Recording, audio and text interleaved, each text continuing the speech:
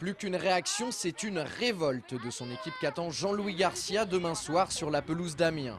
Avec 4 défaites consécutives et un total de 5 points pris lors des 9 dernières rencontres, les Angevins avancent à un rythme de relégable depuis plusieurs semaines.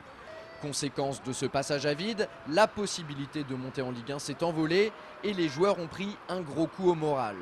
Compréhensible, mais pour autant, Jean-Louis Garcia ne veut sûrement pas entendre parler de démission à cette journée de la fin du championnat. J'ai essayé de remobiliser mon équipe en essayant de toucher mes joueurs un petit peu dans leur orgueil. Quand on perd 4 matchs d'affilée, je pense que n'importe quel coach aurait pété les plombs. Enfin, pété les plombs, c'est entre guillemets. Hein. Donc voilà, il nous a passé une soufflante, il avait raison. Le principal dans tout ça, c'est que le message ait eu l'effet escompté et à en croire les intéressés, il n'y a aucun doute là-dessus. On perd une fois, on perd 2 fois, on perd 3 fois. Bon, à partir du moment, il faut stopper ça, quoi. Ça, c'est des choses personnelles, quoi. C'est de l'orgueil, c'est l'envie de plus perdre, l'envie de passer pour plus avoir envie de passer pour des cons. Au-delà de remonter les bretelles de ses protégés, le coach angevin ainsi que les dirigeants ont fixé de nouveaux objectifs au groupe pour cette fin de saison. Maintenant, il s'agit de terminer en beauté et de ne surtout pas gâcher le travail de toute une année. C'est vrai que si on finit 10e, ce ne sera pas une belle saison, même si on s'était fixé au début de saison les 10 premiers. Maintenant, avec la saison qu'on est en train de réaliser, finir dans les 5, je pense que c'est un bel objectif et qui est réalisable jusqu'à la fin de saison, quoi. Pour atteindre cet objectif, les scoïstes savent ce qu'il leur reste à faire, se retrousser les manches et gagner le plus de matchs possible d'ici au 29 mai prochain. Pour terminer cette bonne saison, il va falloir déjà aller faire un résultat déjà positif à Amiens déjà.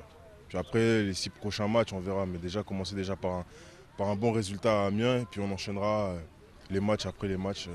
Et puis on verra bien à la fin. C'est donc en Picardie que le SCO va essayer de stopper l'hémorragie et de relancer la machine. Mais face à une formation qui n'a pas encore assuré son maintien et qui reste sur 2 bonnes prestations, la première face à Lens et la seconde sur le terrain de l'Estac, l'opération rédemption ne semble pas si évidente. Heureusement, Jean-Louis Garcia a déjà trouvé la parade pour contrecarrer les plans de l'entraîneur adverse, Thierry Loret.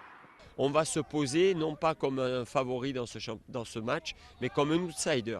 Donc on va bien défendre, on va être bien en place, on va être patient et je pense qu'on aura des opportunités.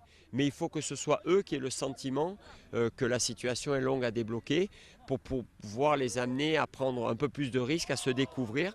Parce que c'est une équipe qui est très bien organisée défensivement. Déjà privé de David Leray pour ce déplacement, coach Garcia devra peut-être se passer des services de Bruno Ekwelemanga. Ce matin, l'international gabonais a été victime d'une petite entorse du genou lors d'un choc avec Serge Desblés. Sa participation à la rencontre de demain est incertaine. En cas de forfait du défenseur central angevin, Teddy Angoli pourrait débuter. Mais de toute façon, avec ou sans Bruno Ekwelemanga, le plus important ce sera de voir 11 guerriers rentrer sur le terrain prêts à renverser des montagnes. Si tel est le cas, le résultat suivra tout simplement.